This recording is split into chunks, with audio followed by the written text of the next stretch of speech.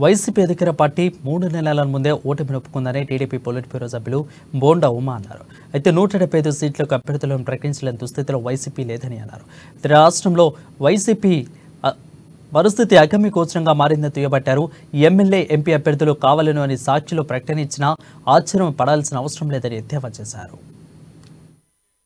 YCP ఈ రాష్ట్రంలోనూ ఎంత దిగజారిపోయింది, అడ్రస్ లేకుండా పోయిందో అర్థమవుతా ఉంది. రేపో మాపో సాక్షి పేపర్లో, సాక్షి టీవీలో ఎమ్మెల్యేకి, ఎంపీలకి పోటీ చేయడానికి అభ్యర్థులు కావాలను అని ప్రకటన వచ్చినా ఆశ్చర్యపడాల్సిన పని ఉండదు.